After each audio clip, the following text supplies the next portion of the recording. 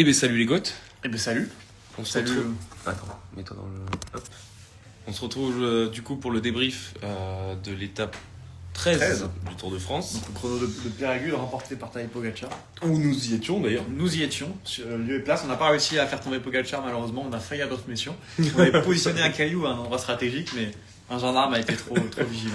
Mais ouais, on a vu passer Pogacar, Roglic qui nous a semblé très impressionnant en direct. Et Vingegaard aussi qui était assez rapide. Bon, par contre, on a vite compris que Remco n'était pas vraiment dans le bon rythme. Non, ça c'est sûr. Remco était déjà hier pas dans une très grande journée, mais alors aujourd'hui c'était encore pire. On n'avait aucun écart en temps réel, on captait rien du tout. Ouais. Du coup, on faisait des petits chronos à Jackie avec le téléphone, où on essayait du coup d'avoir on faisait des petits calculs, etc. Ok, donc là il y a ça d'écart, donc c'est là qu'on a compris du coup que Yuri qui dit qu'on est beaucoup trop frais, merci beaucoup. C'est là où qu'on a compris que du coup Remco était pas ouf, que surtout Roglic faisait un énorme chrono. Ouais. Et c'est peut-être ça le principal enseignement de la journée, c'est que Primož Roglic est peut-être de retour. De retour pour le podium, même si Povic c'est aussi quand même un gros chrono. Mais Roglic, qu'on avait peut-être un peu enterré parce qu'on ne le voyait pas beaucoup, bah, du coup avec ce chrono, il montre quand même qu'il est en forme et que ça va se jouer à la pédale sur le col de la Loze, sur les dernières étapes de montagne. Et pourquoi pas le retour du Primož pour le podium, surtout quand on voit que Remco a quand même beaucoup de mal. Et demain, ça risque d'être un peu compliqué. Il faudrait vraiment qu'il se remette très très bien. Il y en a un qui n'est pas de retour, c'est Geraint Thomas. Et Yuri te demande, ça fait quoi d'encourager Geraint Thomas hippo? Il était tellement lent que j'ai vraiment eu le temps de bien l'encourager. Le coureur. C'était comme Arnaud Démarre. Mais voilà, je pense qu'il aurait pu s'arrêter à son dernière, honnêtement. Geraint Thomas, Ouais. ça aurait pas fait de mal.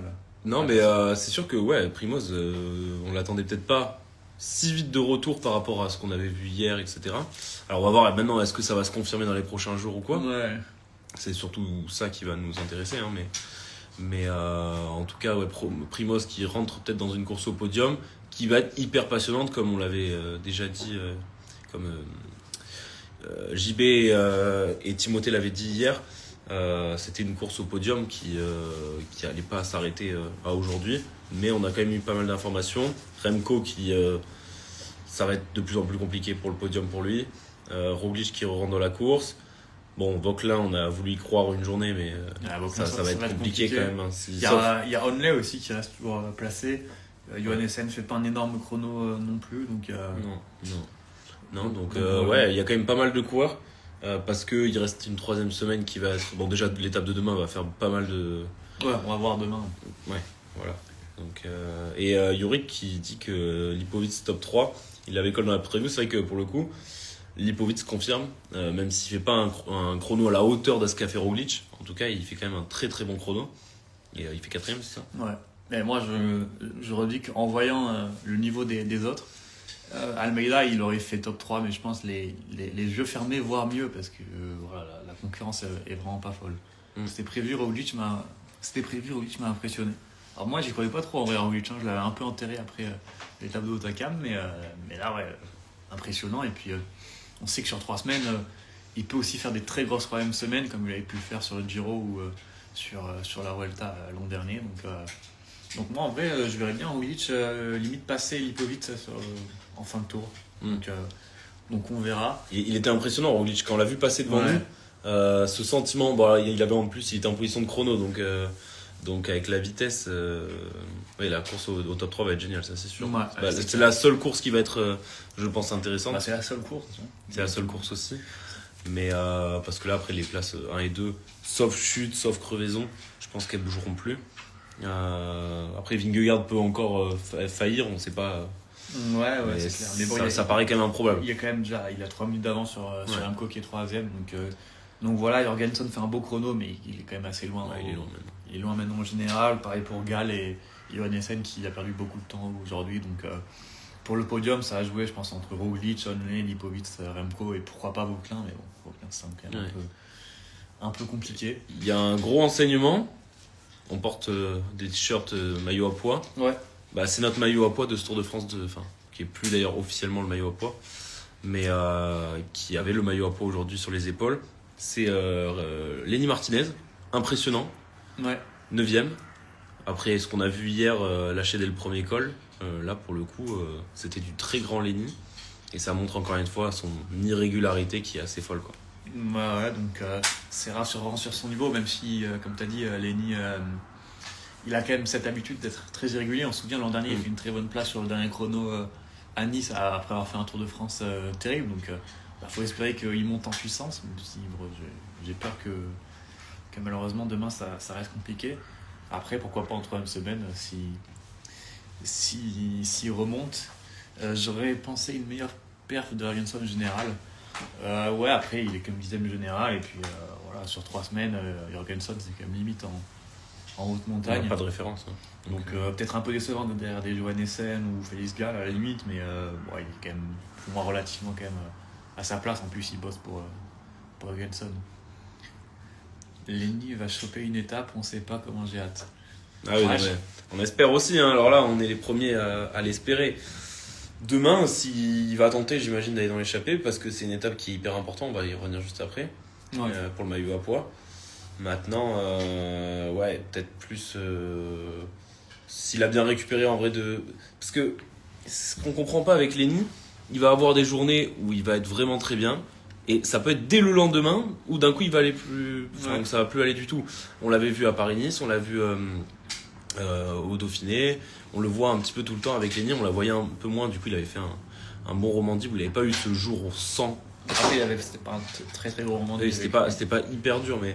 Une seule étape. Donc voilà, on sait pas, s'il reste dans la même lancée d'hier, là il est 9ème des meilleurs grimpeurs du monde. Donc en échappée. Donc en échappée, il peut gagner une étape, bien sûr. Ça se fait largement. Après, faut... C'est le problème de Lenny. C'est le problème de Lenny. Son irrégularité. Après, il est encore jeune, c'est ce qu'on disait tout à l'heure.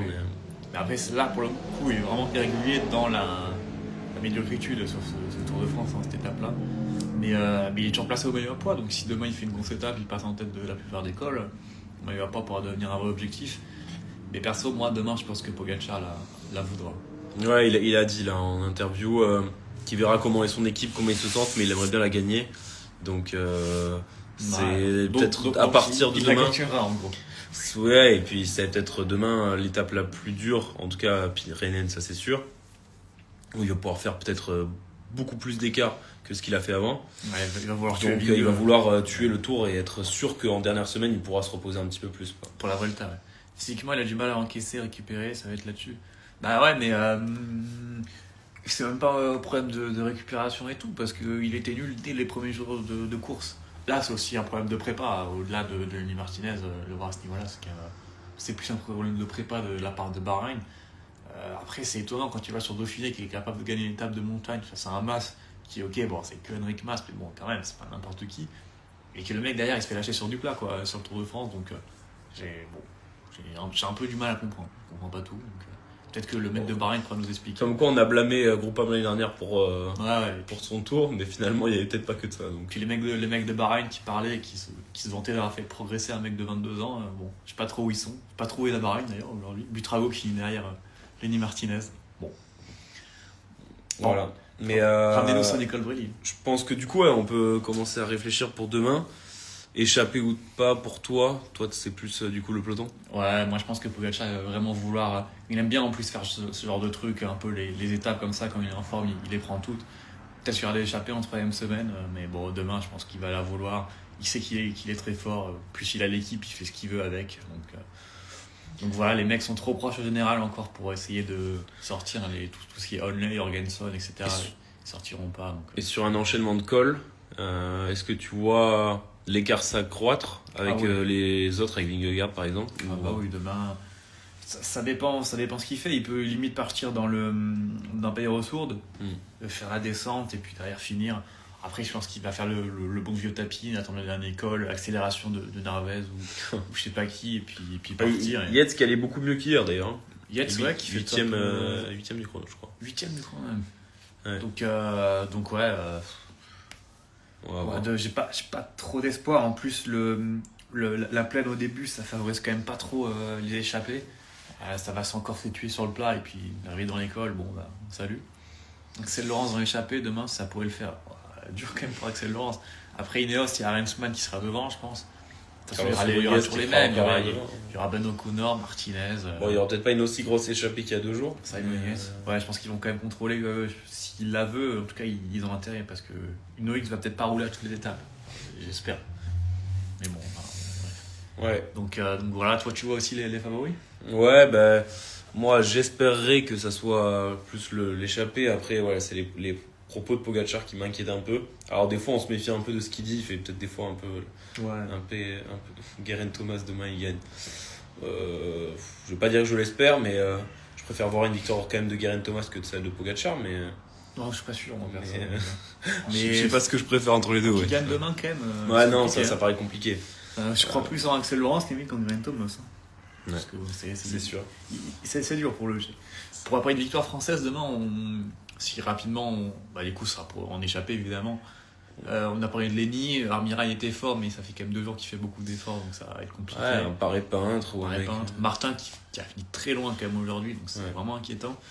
Et sinon, derrière, c'est compliqué. C'est un peu le nerf. Champoussin peut-être, limite. Qui a fait un bon chrono. On n'a pas parlé d'Alaphilippe qui a fait aussi un bon chrono. Alaphilippe qui fait top 20, donc après j'ai un peu du mal à comprendre l'intérêt de se tuer sur ce genre d'étape pour Alaphilippe. Bon, ça c'est du valeur, mais bon, c'est rassurant de voir comme ça. On sait qu'il y a une étape à Carcassonne et à Pontarlier qui pourrait bien lui convenir, donc s'il court un peu intelligemment, ce qu'il a un peu du mal à faire, pourquoi pas, parce qu'on attend toujours une victoire française.